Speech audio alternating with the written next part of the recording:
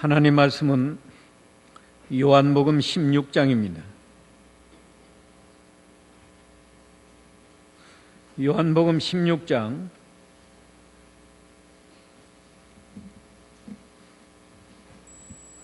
5절로 13절까지만 보겠습니다.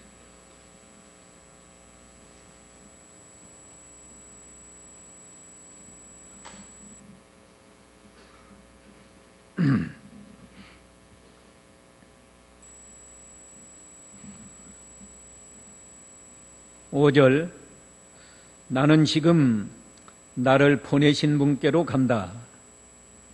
그런데 너희 가운데 아무도 내게 어디로 가십니까? 라고 묻지 않고 도리어 내가 너희에게 이것들을 말한 것 때문에 너희 마음에 슬픔이 가득 차 있다. 그러나 내가 너희에게 진실을 말하니 내가 떠나가는 것이 너희에게 유익하다. 내가 떠나가지 않으면 보혜사께서 너희에게 오시지 않을 것이나 내가 가면 내가 그분을 너희에게 보낼 것이다. 그분께서 오시면 죄에 대하여, 의에 대하여, 심판에 대하여 세상을 책망하실 것이다.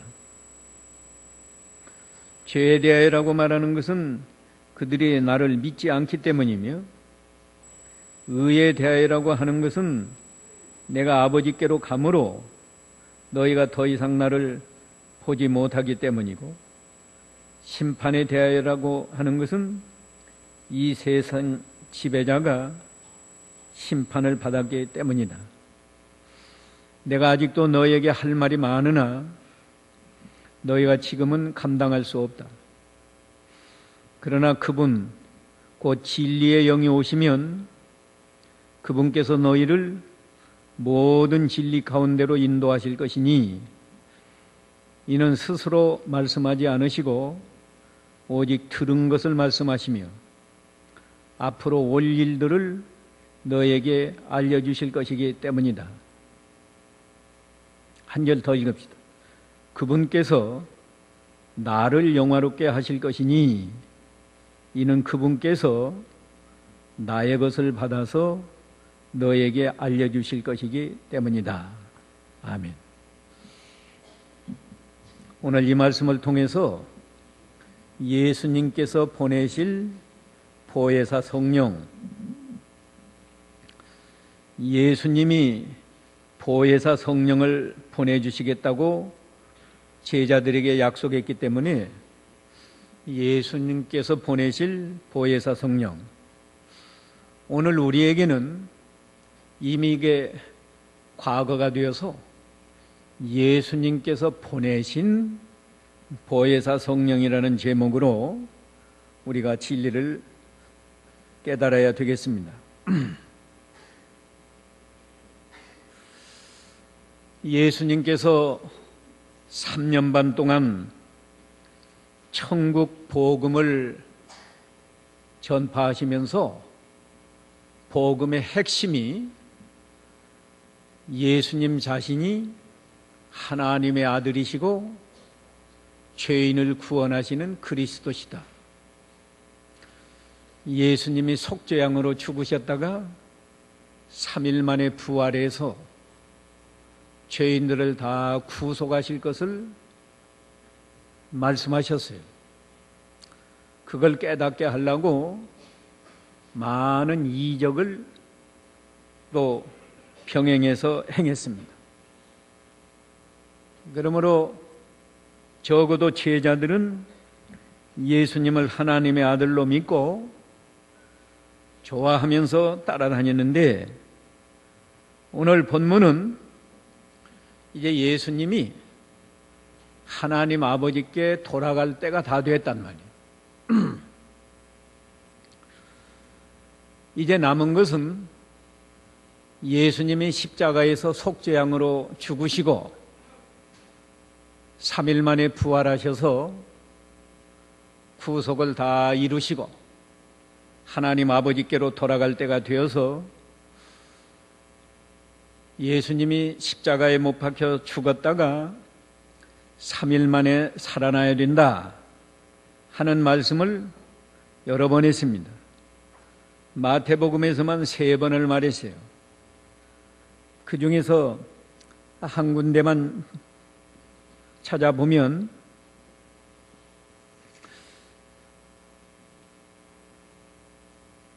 마태복음 17장 23절에 그들이 그를 죽일 것이다. 예수님을 죽일 것이다. 그 말이에요.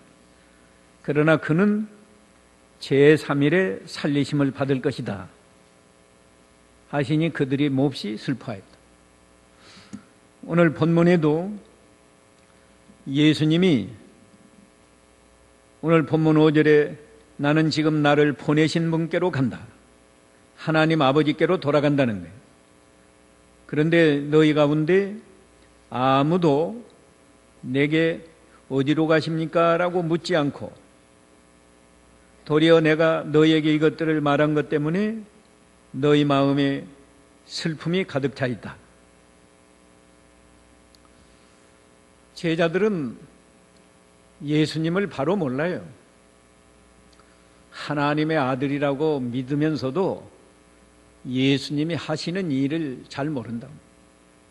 그래서 십자가에 못 박혀 죽었다가 3일 만에 부활한다.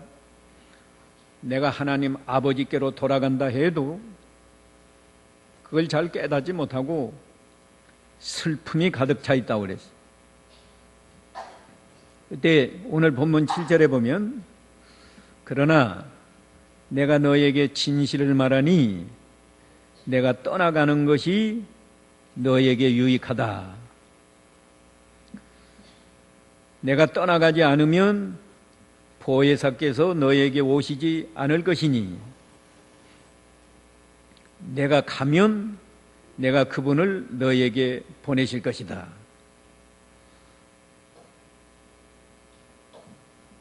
그렇게 말씀했어요. 이 보혜사가 누군가?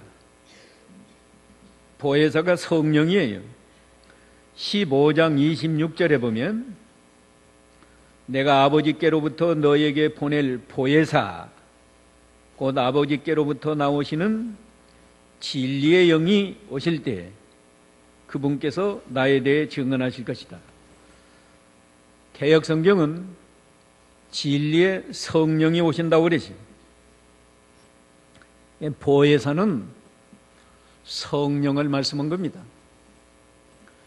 예수님이 십자가에서 속죄양으로 죽으시고 3일 만에 부활하셔서 구속을 다 이루시고 승천하신 다음에 예수님이 보혜사 성령을 우리에게 보내주신다는 거예요. 이 보혜사 성령이라는 말은 신구약 성경이 여기서 처음이에요. 신약 성경의 처음이고 성령은 구약 시대에도 성령이 역사를 했습니다. 창세기 1장 2절에 보면 하나님의 신이 수면에 운행하시니라. 성령께서 창조 사역할 때에도 성부, 성자, 성령이 함께 하셨어요. 성부께서 계획하신 대로 성자께서 말씀하시면 성령께서 능력으로 그 말씀이 이루어지게 해서 창조 사역이 이루어진 겁니다. 또 개인적으로도 성령이 함께 해서 하나님의 일들을 이루셨어요. 근데 구약시대에는 보혜사라는 이름으로 역사하지 않고 하나님의 신 또는 여호와의 신 또는 죄를 소멸하는 영, 지혜와 총명의 신 이런 여러 가지 명칭으로 성령이 역사를 했습니다. 우리가 개인적으로 성령이 역사한 걸 좀 찾아보면 모세에게 하나님의 신이 함께해서 그 모세가 그런 능력으로 역사한 겁니다. 민수기 11장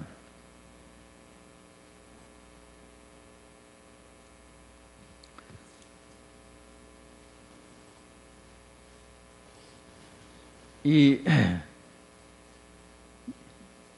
25절 민수기 11장 25절 여호와께서 구름에 휩싸여 내려오셔서 그에게 말씀하시고 그에게 임한 영을 70명의 장로들에게도 주시니 그 영이 그들 위에 머물 때에 그들이 예언하였으나 다시는 하지 않았다. 이게 무슨 말인가 하면 여호와께서 구름에 휩싸여 내려오셔서 그에게 말씀하시고 모세에게 말씀하시고 그에게 모세에게 임한 영을 70명 장로들에게도 주시니 그 영이 그들 위에 머물 때 그들이 70명 장로들이 예언했다. 여기 그 영, 모세에게 임한 영, 이 성령을 말한 겁니다. 모세가 굉장한 능력으로 그 출애굽 역사에 봉사했는데 모세 개인의 어떤 지혜나 능력으로 된 게 아니고 하나님의 신, 하나님의 영이 모세에게 임해서 그런 능력을 행한 거예요. 그 외에도 출애굽기 31장 3절로 5절에 보면 부살렐이라는 사람에게 하나님의 신을 부어주어서 충만케 해서 그에게 지혜와 총명과 지식과 재주를 주어서 성막 만드는 일을 잘 감당하게 했다고 그러지. 또 사사기 14장 6절에 보면 삼손에게는 하나님의 신이 임하니까 갑자기 큰 힘이 삼손에게 나타나서 사자 새끼를 맨손으로 잡아 죽이는, 찢어 죽이는 그런 일을 했습니다. 그것도 삼손이 본래부터 그렇게 힘이 센 게 아니에요. 여호와의 신이 임하심에 그런 힘이 남았어요. 여호와의 신이 떠날 때에는 삼손도 아무 힘이 없어갖고 결박당해서 원수들에게 눈알을 뽑히고 그러지 않았어요? 그뿐 아니에요. 사울이 평범한 사람인데 사울에게도 여호와의 신이 임하니까 예언을 했다고 그랬습니다. 그건 사무엘상 10장 6절에 있는데 예언이 뭔가? 하나님의 비밀이요. 하나님이 장차 이루실 일, 그걸 예언이라고 하는 건데 성령이 임하니까 하나님의 비밀을 깨달아가지고 사울도 예언하고 아까 모세 도와줄 장로 70인도 예언하고 구약시대 선지자들이 다 자기 지혜로 한 게 아니고 구약시대에도 성령이 하나님의 말씀 계시를 깨닫게 해서 그렇게 선지자 노릇을 한 겁니다. 그런데 구약시대 역사하신 성령은 특별한 때, 특별한 사람에게만 역사를 했어요. 우리가 잘 아는 것처럼 이스라엘 백성이 전체가 다 하나님의 택한 백성이지만 말이에요. 우리가 이 율법적으로 보면 택한 백성이지만 모세 때에는 모세에게만 그렇게 성령이 임해서 능력을 행하게 하시고 율법을 받아서 전하게 하고 그런 거예요. 사람에게도 특별한 때 성령이 임하면 그 성령의 능력으로 지혜도 얻고 큰 힘도 얻고 뭐 여러 가지 하나님의 계시도 깨달아서 전하고. 근데 언제나 특별한 사람에게만 그렇게 임했어요. 그리고 또 성령은,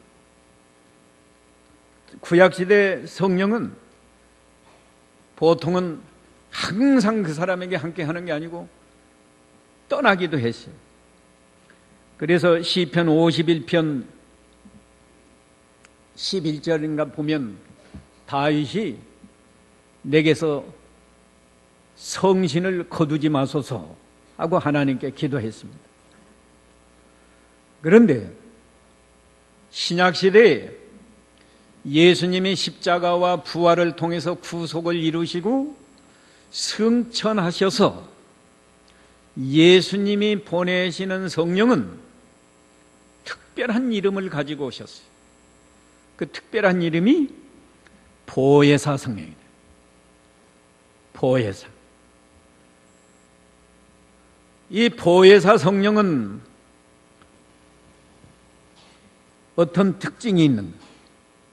우선 이 보혜사라는 말,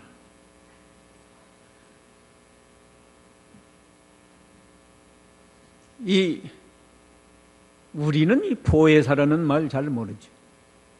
세상에서는 잘 쓰지 않는 말. 보혜사라는 이 원문의 뜻은 중요한 뜻이 세 가지. 대언자, 중개인, 중보자, 그 다음에 위로자, 이런 세 가지 뜻이 있습니다. 대언자, 요한일서 2장 1절에는 대언자가 있다. 우리에게 대언자가 있다. 근데 그 대언자가 보혜사라는 말하고 똑같은 단어예요. 개역성경 한번 읽어보세요. 개역성경 요한일서 2장 1절. 요한일서 2장 1절. 나의 자녀들아, 내가 이것을 너희에게 쓰면 너희로 죄를 범치 않게 하려 함이라. 만일 누가 죄를 범하면 아버지 앞에서 우리에게 대언자가 있으니 곧 의로우신 예수 그리스도시라. 예. 그 대언자가 있으니 그랬는데 그 각주에는 각주도 있어요. 각주에는 뭐라고 했어요? 보혜사라고 그랬다. 여기 오늘 보혜사라는 말하고 요한일서 2장 1절에 대언자라는 말하고 똑같은 단어예요. 헬라어로는 똑같은 단어라고. 그러면 대언자라는 뜻은 무엇인가? 대언자는 다른 말로 하면 변호자라는 뜻도 있는데, 대언자가 말 그대로 대신 말하는 사람이 대언자 아니에요? 그럼 보혜사 성령이 와서 누구를 대신해서 말하나? 예수님을 대신해서 이 복음을 우리에게 전하고 믿게 해준다. 그래서 이 요한복음 15장 26절에 보면 보혜사가 오시면 누구를 증언한다고 그랬어요? 예? 그거 있잖아요. 읽어보라고. 내가 아버지께로부터 너에게 보낼 보혜사, 곧 아버지께로부터 나오시는 진리의 영이 오실 때 그분께서 나에 대해서 증언한다. 나가 누구요? 예수님을 증언한다고요. 예수님을 대신해서 예수님의 복음을 증언하고 믿게 한다. 성령이 직접 말하는 건 아니에요. 신약시대에도 사도들에게 성령이 감동을 주어서 이 복음이 믿어지게 하고 깨달아지게 해서 전한다는 거예요. 우리 개인들에게도 성령이 복음을 믿어지게 하는 거예요. 그 다음에 중개인이라는 중보자, 성경에는 중보자라고 그랬고, 중보자라는 말도 세상에 잘 안 쓰는데 의미로 보면 중개인이라는 말과 같아요. 무슨 중개를 하나? 하나님과 죄인 사이에 성령이 끼어들어서 중개를 합니다. 자, 성령이 죄인들에게 복음을 믿도록 감동을 줘서 믿으면 하나님 앞에 가서는 하나님, 이 사람들이 복음을 믿어서 이제 깨끗해졌습니다. 이제 과거에는 하나님이 진노하셨는데 이제 진노하시지 말고 화목하도록 역사하는 거예요. 우리에게는, 우리가 과거에는 죄인이니까 하나님 앞에 나아갈 수도 없는데 성령이 복음을 믿어지게 해서 이제 너희는 죄사함 받았다. 하나님과 원수가 아니라 하나님 아버지, 하나님이 너희 아버지다. 하나님 앞에 나아가서 하나님과 화목하고 하나님 잘 섬겨라. 이렇게 하나님과 죄인 사이에 중개 역할을 하는 그분이 보혜사 성령이다 그거예요. 또 이 보혜사에는 위로자라는 뜻도 있는데 복음을 믿는 우리에게는 성령이 위로해 준다. 여러분이 복음을 믿어지는 그 순간에 아, 나는 지옥 갈 죄를 용서받았구나. 나는 이제 지옥 가지 않겠구나. 마음에 큰 위로가 임해요. 위로가 와요. 또 복음을 믿으니까 너는 이제 하나님의 자녀다. 너는 하나님의 자녀이기 때문에 자녀라는 걸 믿을 때 얼마나 큰 위로가 오겠어요. 이런 역할을 하는 성령이 보혜사 성령이다. 근데 보혜사 성령의 중요한 특징은 말이에요. 이 보혜사 성령은 모든 믿는 자에게 찾아오시는 성령이에요. 이걸 성령의, 신약시대 성령의 보편성이라고 하는 건데, 구약시대에는 특별한 사람에게만 성령이 임해서 역사를 했는데, 신약시대에는 복음을 믿는 사람에게는 누구에게나 성령이 오시는 거예요. 그래서 성령을 받지 않은 사람은 그건 성도가 될 수가 없고 구원받을 수도 없어요. 로마서 8장 9절 읽어보세요. 그건 찾아 읽어봐요. 로마서 8장 9절. 로마서 8장 9절. 그러나 하나님의 영이 너희 안에 계시면 너희는 육체 안에 있지 않고 성령 안에 있다. 누구든지 그리스도의 영이 없으면 그리스도의 사람이 아니다. 예. 누구든지 그리스도의 영이 없으면, 이 성령은 그리스도의 영이에요. 아까 그리스도께서 보내신다고 그러지 않았어요? 또 그리스도를 증거하는 성령이에요. 그리스도의 영이 하나님의 영도 되고 그리스도의 영도 되고 그 영을 성령이라고 말하고 보혜사라고도 하는데 누구든지 그리스도의 영이 없으면 그리스도의 사람이 아니다. 또 고린도전서 3장 16절에는 너희가 하나님의 성전인 것과 하나님의 성령이 너희 안에 계신 줄을 너희가 스스로 알지 못하느냐. 알지 못하면 그렇지 않으면 너희는 버리운 자다 그러지. 제가 읽어드립니다. 너희가 하나님의 성전인 것과 하나님의 성령께서 너희 안에 계시는 것을 알지 못하느냐. 이거 알아야 돼요. 내 안에 성령이 계신지 안 계신지 알지 못하는 사람은 그건 신자라고 할 수 없어요. 아까 그러지 않았어요? 그리스도의 영이 없으면 그리스도의 사람이 아니란 말이에요.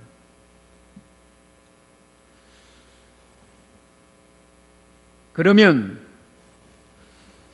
참으로 예수를 믿는 사람은 우리 안에 성령이 와 계시는 건데 목사에게만 있는 게 아니고 장로나 전도사에게만 있는 게 아니고 모든 신자 안에 성령이 와 계신 거예요. 그럼 무엇 때문에 와 계시는가? 뭐 할 일이 있어야 와 계시죠? 성령이 보혜사 성령이 하시는 일이 크게 두 가지로 오늘 말씀드리겠습니다. 우리를 구원받게 하려고 오셨어요. 또 한 가지는 구원받은 다음에도 구원을 잘 이루게 하려고 오셨어요. 자, 성령이 어떻게 우리를 구원받게 하나? 구원받게 하는 일, 성령이 세 가지로 일하니까 잘 기억하세요. 우리가 어떻게 해야 구원을 받나? 첫째는 죄를 회개하고, 두 번째는 복음을 믿어야 되고, 세 번째는 하나님의 자녀로 거듭나야 이게 구원이에요. 성령은 우리로 하여금 죄를 회개하게 하는 거예요. 오늘 본문에 보면 말이에요. 보혜사 성령이 오면 무엇을 책망한다고 그러지? 그분께서 오시면 8절에 무엇에 대해서 책망해요? 죄에 대해서 책망한다고 그러죠. 성령이 하나님인데 성령도 하나님이에요. 성부 하나님, 성자 하나님, 성령 하나님이 삼위일체 하나님이기 때문에 하나님이 세 분은 아니지만 위로는 그렇게 구분이 돼요. 마치 내가 한 사람이지만 내 마음도 있고 내 말도 있고 내 행동도 있고 그런 것처럼 그 비유가 적절한지는 모르겠지만은 하나님은 한 분이지만 성부, 성자, 성령 삼위가 계시다. 성령이 하나님인데 성령 하나님이 우리 안에 와 계시면 그 하나님의 빛, 성령의 빛이 우리 마음에 비치고 양심에 비추니까 하나님의 빛이 비추니까 무엇보다도 자기 양심으로 자기 죄를 깨닫는 거예요. 아, 내가 이런 죄인이구나. 하나님 앞에서 죄를 깨닫는 겁니다. 어렸을 때 철 모르고 지은 죄도 생각이 나고 알고 지은 죄 모르고 지은 죄가 다 생각이 나요. 하나님 앞에서 생각이 나니까 내가 이 죄 때문에 하나님 앞에 저주받고 벌받을 게 확실하단 말이에요. 지옥 갈 게 확실하단 말이에요. 그러니까 하나님, 이 죄를 용서해 주시옵소서. 하나님 앞에 죄를 자백하면서 회개하는 거예요. 그게 자기 힘으로 된 게 아니에요. 예수 안 믿는 사람은 다 날 때부터 죄인인데 죄를 그렇게 심각하게 고민하지 않아요. 그러나 성령을 받은 사람은 내가 이런 죄인이구나. 내가 이런 죄인인데 어떻게 하나님 앞에 은혜와 복을 받겠는가. 하나님 앞에 나는 이런 죄인입니다. 죄를 고백하면서 용서를 구한다. 그게 성령의 능력으로 되는 거예요. 그렇게 회개하는 사람은 성령께서 그 다음 단계로 복음이 믿어지게 해요. 네가 그렇게 회개하는구나. 예수님이 십자가에서 피를 흘려서 내 죄를 대신 다 담당해 줬다. 내가 이걸 믿으면 하나님은 내 모든 그 더러운 죄를 단번에 용서해 주신다. 단번에 용서해 주신다. 그런 감동을 주어서 믿어지는 거예요.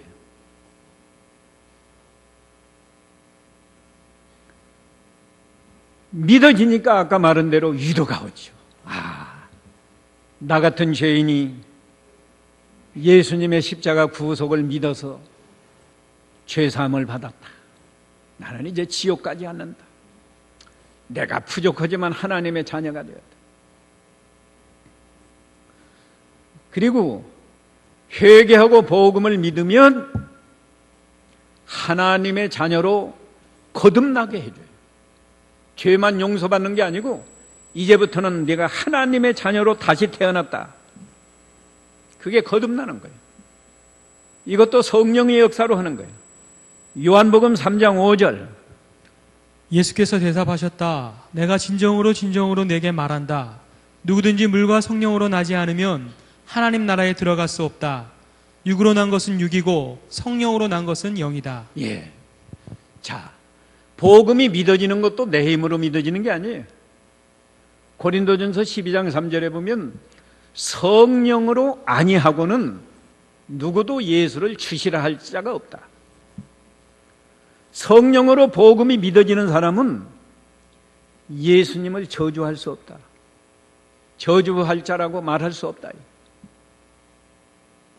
그러니까 회개도 복음이 믿어지는 것도 성령의 역사고, 그렇게 회개하고 복음을 믿어질 때 성령께서 우리 죽은 영혼을 살려서 예수님 안에 있는 영생을 우리에게 주어서 우리가 하나님의 자녀로 새롭게 다시 태어나는 거예요. 그래서 이 성령 받은 사람은 하나님을 향해서 아버지라고 부를 수가 있어요. 그러나 믿지 않는 사람은 절대로 못 불러요. 어떻게 하나님을 향해서 아버지라고 불러요? 못 부릅니다. 성령 받은 사람은 하나님을 아버지라고 부를 수 있어요. 이 세 가지가 이루어진 사람은 성령 받은 사람이에요.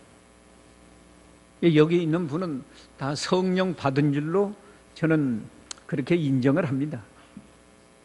여러분 스스로도 내가 믿음이 좋고 안 좋고는 둘째 쳐놓고 내가 정말 하나님 앞에서 죄를 회개했다. 지금도 회개한다. 나는 예수님의 십자가 구속을 믿는다. 그래서 예수님이 십자가 구속을 통해서 내가 죄 사함 받은 것 확신한다. 나는 이제 하나님의 자녀가 되어서 부족하지만 하나님을 향해서 하나님 아버지 하고 아버지에게 기도할 수 있고 하나님 아버지를 신뢰하면서 살아갈 수 있다. 그런 확신이 있다고 하면 여러분은 다 성령을 받은 사람입니다. 성령 받았어요? 근데 이건 구원을 얻기 위해서 성령이 역사하는 거고, 또 한 가지, 우리 안에서 구원을 이루도록 또 성령이 역사하는데, 구원을 이루도록 역사하는 성령은 어떻게 역사하는가? 또 세 가지만 말씀드립니다. 첫째는 진리의 말씀이 깨달아지도록 우리를 인도해요.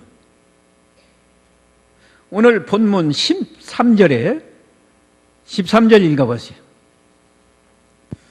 요한복음 16장 13절.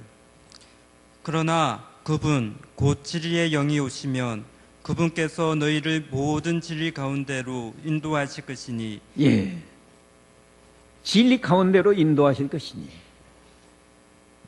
이는 스스로 말씀하시지 않고 오직 들은 것을 말씀하시며 앞으로 올 일들을 너에게 알려주실 것이다. 올 일도요, 15절에 보면, 15절은 안 읽었는데, 아버지께서 가지신 것은 모두 내 것이다. 그러므로 성령께서 나의 것을 받아서 너에게 알려줄 것이다. 성령이 예수님의 것이 뭐예요? 복음이요. 예수님이 십자가와 부활을 통해서 이루신 구속의 복음, 이것을 성령이 깨닫도록 우리를 인도해 주신다. 그러니까 성령을 받은 사람은 예수님부터 바로 아는 거예요. 예수님의 동정녀 탄생, 예수님은 하나님의 아들, 예수님은 죄가 없는 거, 예수님은 우리 죄 때문에 속죄양으로 죽으신 거, 3일 만에 부활하셔서 구속을 다 완성하신 거, 예수님이 보혜사 성령을 보내신 거, 이거 다 깨달아지고, 그뿐만 아니에요. 성경 말씀 전체가 진리의 말씀인데, 이 진리의 말씀이 깨달아지도록, 그래서 믿고 순종하도록 성령이 감동을 주시고 인도하시는 거예요.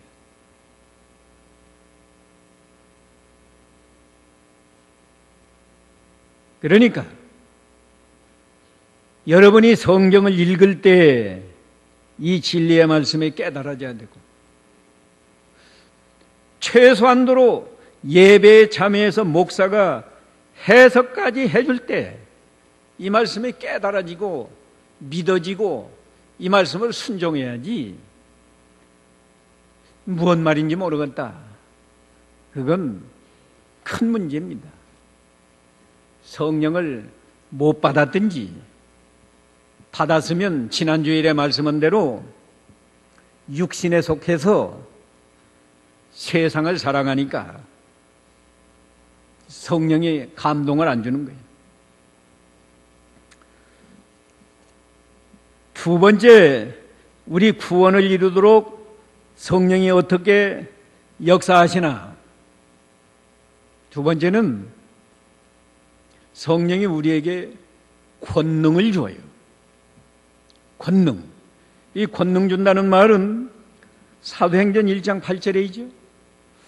너희가 몇 날이 못 되어 성령이 너희에게 임하시면 권능을 받고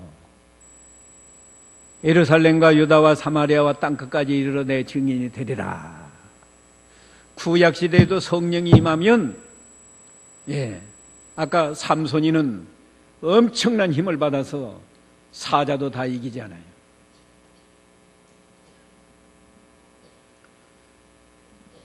전혀 모르는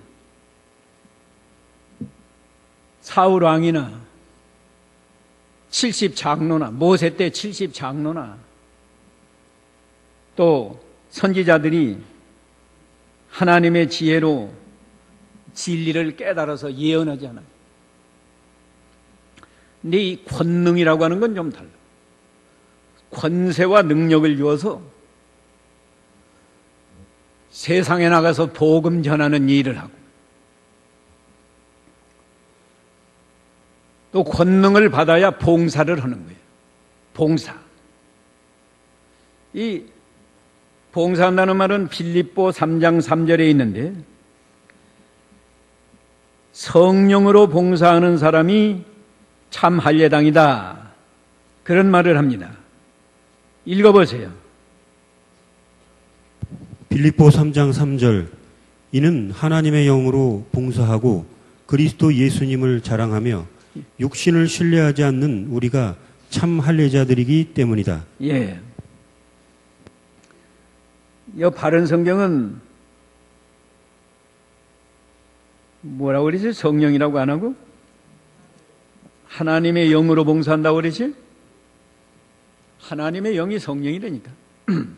그러니까 성령으로 봉사한다, 그 말은 성령이 우리에게 임하신 것은 봉사하는 능력을 줬다 그래요. 봉사하는 능력.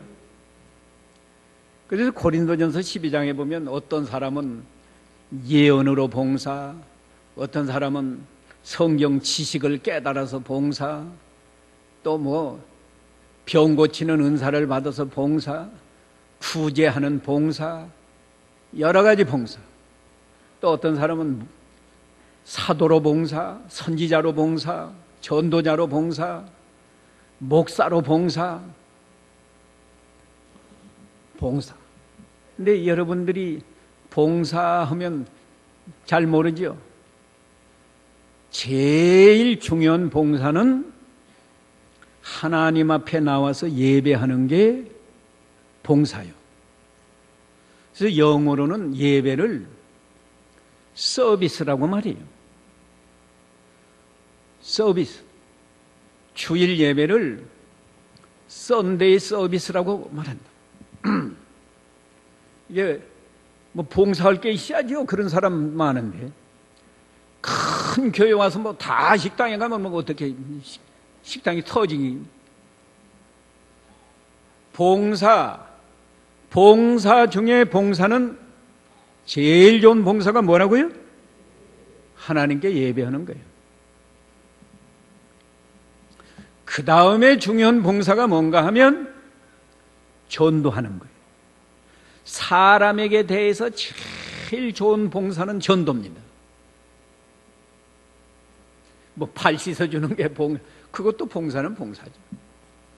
병든 사람 가서 위로해주고, 그것도 봉사는 봉사예요. 그러나 사람에 대해서 제일 좋은 봉사는 복음 전하는 거예요. 복음 전하는 거예요.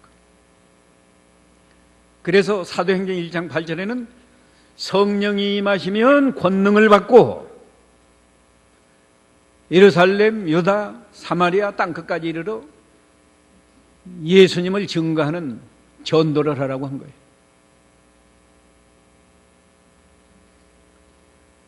이제 시간이 다 돼서 세 번째, 구원 이루도록 하나님이 우리에게서 역사하는 성령이 어떻게 역사하는가?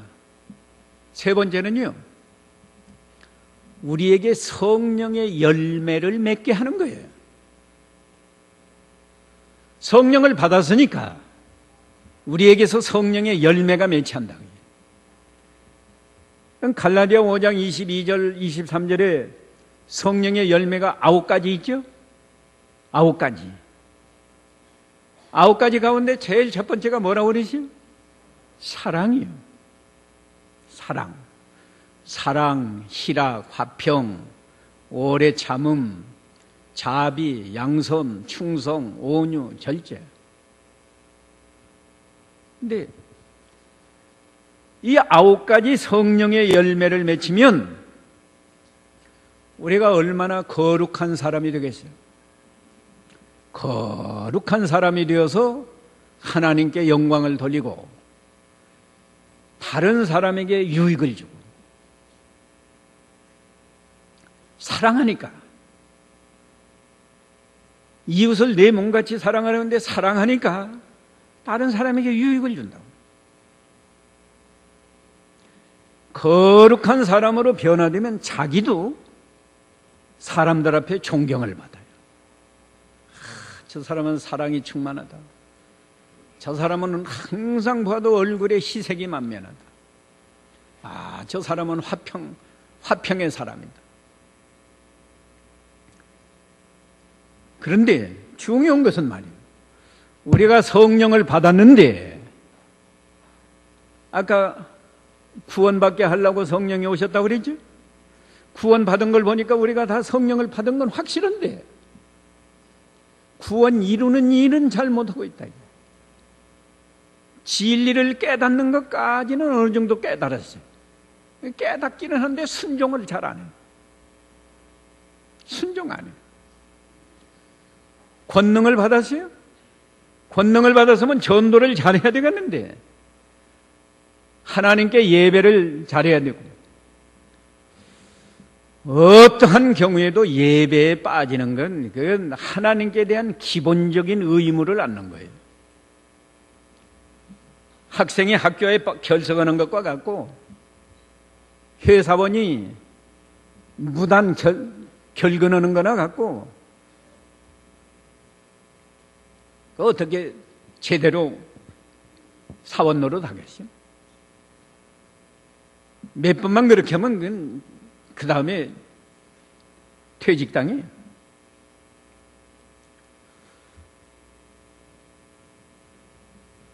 성령의 열매는 맺히나 성령의 열매도 못 맺힌다.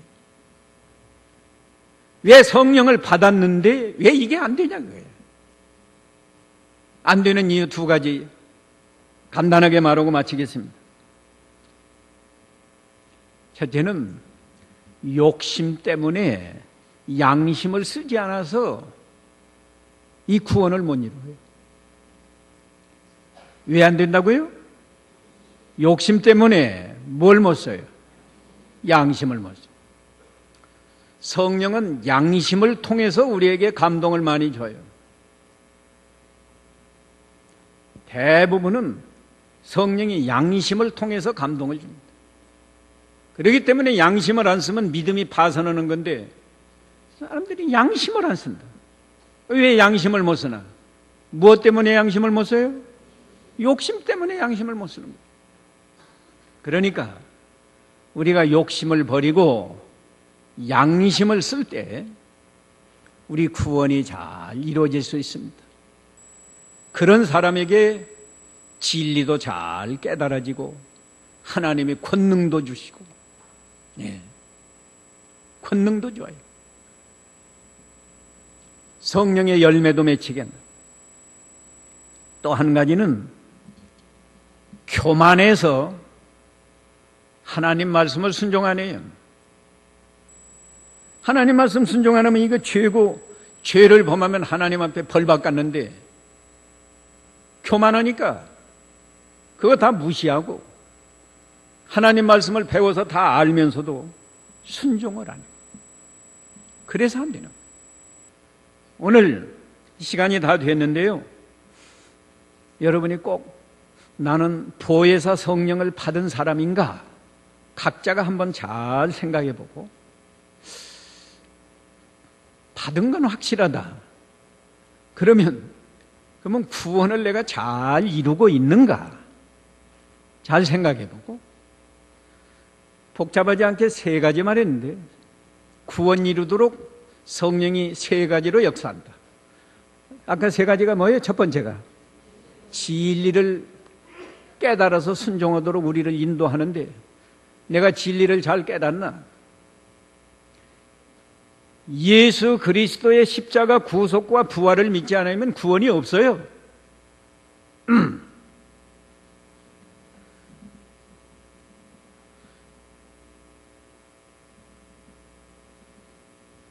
요새 신천지에서는 이만희 씨가 무슨 보혜사다, 이만희 씨를 믿어야 구원을 얻는다. 얼마나 하나님 앞에 가증한 죄를 범하는 거예요. 이만희가 한국 사람이에요. 이만희가 언제 태어났어요? 그럼 이만희 전에 있는 사람은 다 뭐예요?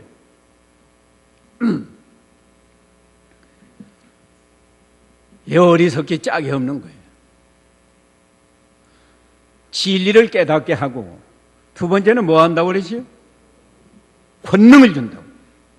권능을 받아서 하면 가서 복음 전하는 거예요.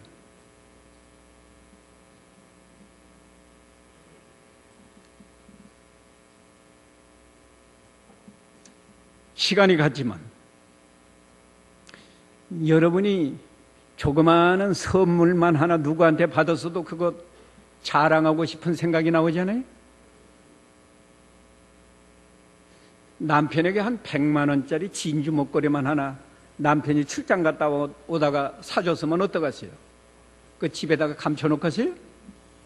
그 이튿날 바로 목에 걸고, 그것도 속으로 감추지 않고 드러나게. 그래서 직원들이 회사에 가면 아이고 안 보던 진주 목걸이 찾네. 그거 누가 사줬어요?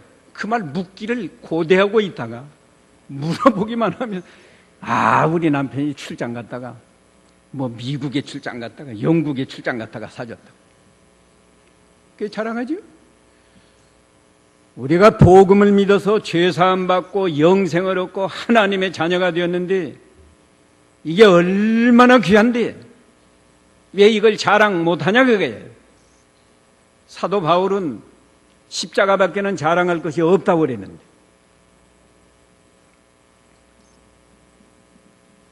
나는 세 번째 성령의 열매를 맺힌다고 했는데 이걸 내가 잘하고 있나? 만일에 잘 못하고 있다고 하면 그 원인이 몇 가지라고 그랬어요? 두 가지. 첫째가 뭐예요? 욕심 때문에 양심을 안 써서 안 된다. 두 번째는 교만해서 하나님 말씀을 알면서도 순종 안 해서 안 되는 거예요. 이걸 알고 우리가 구원을 잘 이루는 성도가 되도록 힘쓰시기 바랍니다.